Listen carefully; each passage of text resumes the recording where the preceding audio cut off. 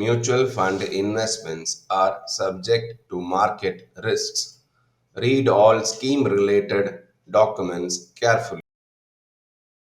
என் பேர் முரளிதரன். நான் ஒரு ஃபினான்ஷியல் அட்வைசர் அண்ட் வெல்த் கிரியேட்டராக இருக்கேன். என்னுடைய நோக்கம் சொத்துக்களை உருவாக்குவதும் அதன் மூலியமாக வாழ்க்கை தரத்தை உயர்த்துறதும். My vision is creating wealth and transforming lives and my mission is to create minimum 100 crore purchase. எதுக்கு இந்த நான் ஃபீல்டை எடுத்துக்கிட்டேன் அப்படின்னு பார்த்தீங்கன்னா, இந்த ஃபீல்டு எனக்கு மன நிறைவு தெரியுது. என்னால் பல குடும்பத்தை அவங்களுடைய வாழ்க்கை தரத்தை உயர்த்த முடியுன்ற அசைக்க முடியாத என்னுடைய நம்பிக்கை தான். ஏன்னா இன்னைக்கு வருமானம் ஈட்டாத ஆளே யாருமே கிடையாது. யாராவது இருக்குமா? மினிமம் 20,000 30,000 40,000 50,000 சம்பாதிக்கணும்.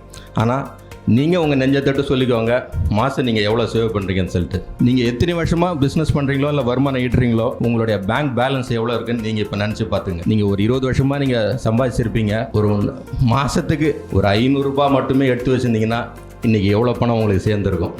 யாராவது எடுத்து வச்சுருக்கோமா? கிடையாது. ஏன்னா இன்றைக்கி இருக்கிற சூழ்நிலை அந்த மாதிரி எல்லாமே செலவுகளை மட்டுமே நோக்கி நம்ம ஃபோக்கஸ் பண்ணுறோம். எதுக்கு செலவுகளை மட்டுமே ஃபோக்கஸ் பண்ணுறோம் அப்படின்னா, விளம்பரத்தினாலையும் கடன் ஒன்று வந்ததுனாலையும். இன்றைக்கி கடன் கொடுக்கலன்னா நம்ம யாராவது கடன் வாங்குவோமா? அதை பற்றி திங்க் பண்ணுவோமா? நம்ம உழைச்சி நம்ம முன்னேறுவோம். ஆனால் இன்றைக்கி ஒரு கடன் ஒன்று வந்ததுனால எதுவாக இருந்தாலும் பார்த்துக்கலாம். இவர் ஒரு கடன் கொடுக்குறாரா, இவர்கிட்ட வாங்க. அவர் ஒரு கடன் கொடுக்குறாரா, அவர்கிட்ட வாங்க அப்படின்னு சொல்லிட்டு நம்ம கடனை தான் உயர்த்திக்கிறோம். ஒரே ஒரு சின்ன இன்ஃபர்மேஷன் சொல்கிறேன். கடனாட்டும் சரி, சேவிங்ஸ் ஆகட்டும் சரி, ஆரம்பத்தில் பார்த்தீங்கன்னா கம்மியாக இருக்கும். ஆனால் வருஷங்கள் போக போக ரெண்டுமே அதிகமாக இருக்கும். அதனால் நீங்கள் சேமிப்பு அதிகம் பண்ணணுமா, கடனை அதிகமாக பண்ணணுமா நீங்கள் முடிவு பண்ணிக்கோங்க. ஆனால் நீங்கள் சேமிப்பு பண்ணிங்கன்னா நிச்சயமாக உங்களை கோட்டீஸ்வராக்க முடியும், என்னால் முடியும். ஒரே ஒரு சின்ன டிப்ஸ் சொல்கிறேன். உங்களுடைய வருமானத்தில் ஒரு நாளுடைய 1 மணி நேர வருமானத்தையாவது உங்களுக்காண்டி நீங்கள் சேமிங்க.